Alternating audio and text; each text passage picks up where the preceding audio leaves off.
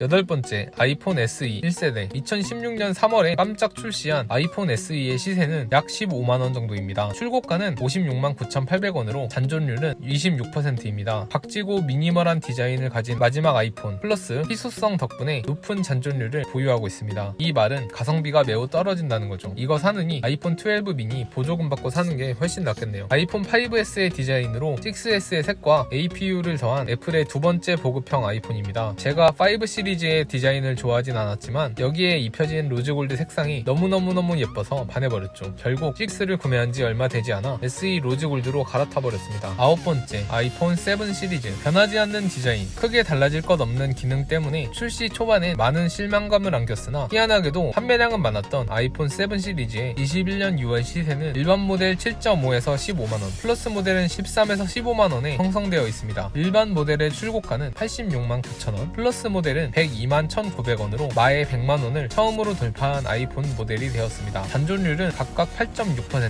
12.7% 정도입니다. 저렴하게 구매한다면 7만원대에도 구매할 수 있어서 중고 아이폰들 중 가장 가성비가 좋지 않을까 하는 생각이 듭니다. 고질적인 홈버튼 고장에서 탈피하기 위해 햅틱 터치 홈버튼을 적용했고 유광 제트 블랙 색상으로 이목을 끌었던 폰입니다. 단종된 후에도 재고가 많이 남았는지 최근까지도 통신사를 통해 꾸준히 판매하고 있더군요. 지금 보면 세븐의 매트 블랙 색상이 상당히 매력적입니다. 관련해서 위쪽 카드를 클릭하시면 아이폰 7 매트 블랙 색상 리뷰 영상을 확인하실 수 있습니다. 열 번째, 아이폰 8 시리즈. 2017년 9월 아이폰 10과 함께 공개된 아이폰 8으로 같은 디자인을 연속 4년째 우려먹은 최초의 아이폰이 되었습니다. 시세는 일반 모델 11에서 18만원, 플러스 모델 19만원 정도를 형성하고 있습니다. 출고가는 각각 94만 6천원, 107만 6,900원이고 잔존 가치는 13.7%, 17.6%입니다. 12 시리즈 출시 후 가격이 많이 떨어져 중고 가성비가 아이폰 7 시리즈와 함께 꽤 괜찮았다고 봅니다. 디자인은 구형이지만 아이폰 10과 같은 APU를 사용하기에 배터리 타임만 빼면 지금 사용하기에도 전혀 나쁘지 않습니다. 11번째, 아이폰 10. 2017년 9월 아이폰 8과 함께 공개되었으며 내세운 슬로건이 미래와의 조우를 철저히 잘 지킨 폰입니다. 21년 6월 시세는 23에서 29만원 정도로 출고가인 136만원 대비 잔존율은 18.4%입니다. 아이폰 11